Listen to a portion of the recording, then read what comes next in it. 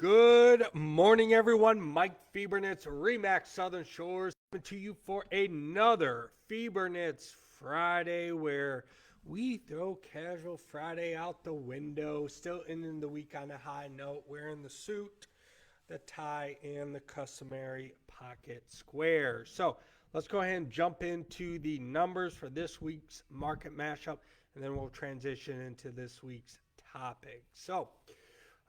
For all of you condo owners out there, the past 2 weeks, because with Memorial Day, the weekend, I was on vacation. So I'm going to give you the last 2 weeks and where we're at today for the year. Condo market, the past 2 weeks, you are up 0.3%. Brings you up for the year 2% even this year compared to last year's average sales price. Residential market, actually, this past 2 weeks, you actually slid back 0.1%. Brings you up for the year 1% even this year compared to last year's average sales price. And then the land market, pretty good 2 weeks. Last 2 weeks, you are up 1.1%. Brings you up for the year 16.7% this year compared to last year's average sales price. So, very normal, stable markets. I think the residential market's a little lagging on where we're at. Condo market is looking like a normal market. So that is going to transition into this week's topic, and I'm going to share with you, which is 4 pricing fundamentals in a stable market, which we are currently in a stable market, meaning, we're not rising in price a significant amount like 2022. We're not crashing or dropping in price a significant amount. We are just is a very stagnant, stable market. So I'm going to give you 4 pricing fundamentals to help you understand and navigate this market when it comes to pricing your property so you can sell it for the most amount of value. Now, when you go to sell, the urge is there to price your property higher for negotiation. So you have room to negotiate down to the market value of your property.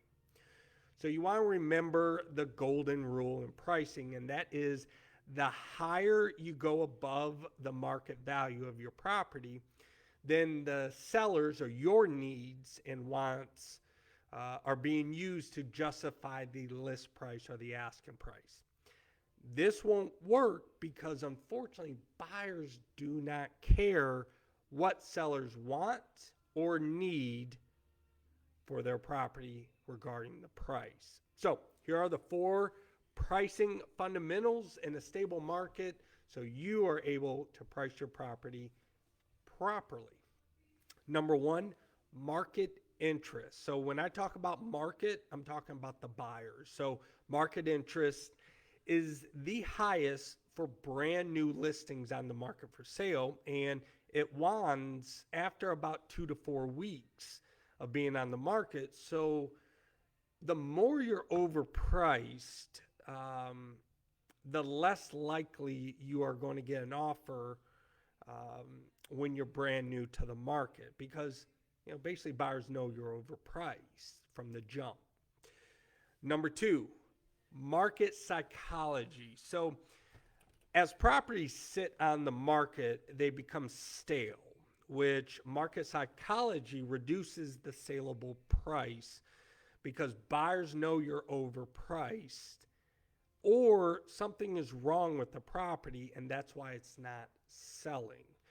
See, that is the buyer psychology. When they look at a property that's been on the market for 3, 4, 5 months, it's not selling, and it's either one or 2 things, and buyers know this: overpriced or something's wrong with it.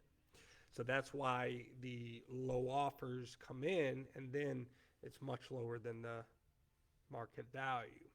Number 3, price reductions. So price reductions are actually necessary to attract buyer attention after a certain time on market, because if you're not selling, then you're overpriced and you need to reduce the price in order to attract new buyer interest or grab the interest of buyers that were interested in your property when you're overpriced from the start. And this is simply because the market will tell us if we're overpriced. After about 3 to 4 weeks of being on the market will tell you whether or not something's wrong with the property and that's why it's not selling, or it's overpriced and you need to reduce it. Number 4, in the final, basically pricing fundamental in a stable market, which we're in that type of market right now, is selling below your value. So as counterintuitive as it seems, properties initially priced above fair market value tend to sell for less than they could have if their original prices had looked more attractive to buyers. The reason for that is because the longer you sit on market, the more overpriced or the more stuff that's wrong that the buyers are thinking about your property. So when you start reducing your price and you're still not at the market value, what happens is buyers immediately think that you are grossly overpriced. So when you get close to market value, then they make you an offer much lower than the value, which you could probably have pulled right when you hit the market if you priced it at the market value. And now that's where that is where the saleable price basically turns around and is a lot less than your value. Okay, so the best chance to sell at the maximum fair market value of your property is to price it at the fair market value of your property. If you price it much higher, then it's just going to sit, and then you're going to have to reduce the price to get a buyer to buy it, which tends to be lower than market value.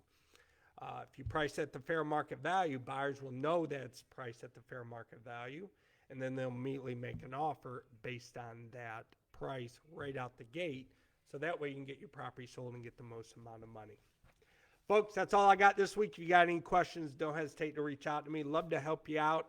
If you could, hit the share button. If you're watching on YouTube, hit the subscribe button. Love to be a resource to you, help you out on selling your property. If you got any questions, drop me a line, drop me a comment. Have a wonderful weekend, and I will see you guys next Friday for next Friday's Fibonacci Friday. Have a good one.